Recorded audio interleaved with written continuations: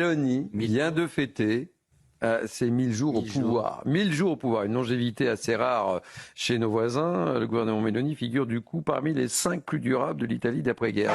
Au pouvoir, Giorgia Meloni a fait de la lutte contre l'immigration clandestine un de ses grands combats politiques.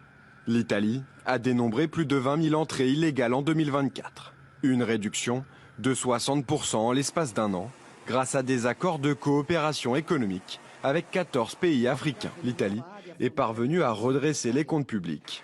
Le déficit est passé de 8,6% du PIB en 2022 à 3,4% en 2024.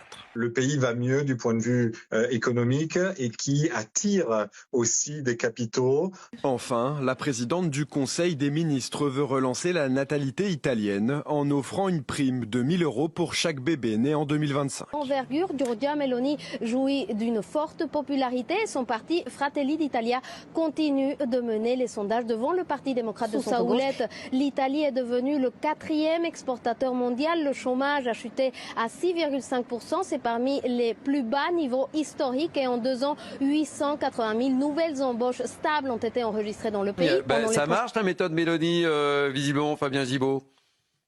Alors oui, actuellement, Giorgia Meloni est très haute dans les sondages. On peut dire que c'est un succès. Je me souviens de la moquerie dont elle vous souvenez de ça? Le ricanement français, avec des politiques qui gloussaient, même des ministres. On est d'accord là-dessus. À distance. Et globalement, aujourd'hui, alors je suis moins la politique italienne, mais de ce qu'on voit, nous, en France, on a l'impression quand même que sur quelques tendances, la question sécuritaire, sur l'immigration, immigration et sur le développement économique de son pays, qui était... Et le chômage. Et c'est quand même un sujet très important. Eh bien, elle s'en sort mieux que nous. Et on se dit, tout le monde l'a montré du doigt, on la ridiculisait. En réalité, on devrait peut-être regarder les solutions côté italien. C'est un stratège. Giorgia Meloni, je vous souvenez, alors c'est au-delà de la moquerie, elle a été cornérisée, fasciste arrive au pouvoir, c'est l'extrême droite, c'est les chemises noires, Meloni. Enfin, vous vous souvenez la haine absolue comme elle était contre l'IVG, tout le monde.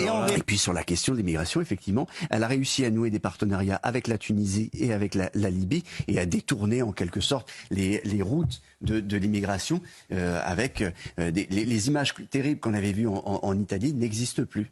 Elle a libéralisé une partie de l'économie, elle a soutenu le commerce de proximité, elle a favorisé l'investissement. C'est une réussite parce que d'abord, elle est pragmatique, elle n'est pas dans l'idéologie. À tel point qu'on dit aujourd'hui que c'est la femme forte de l'Europe.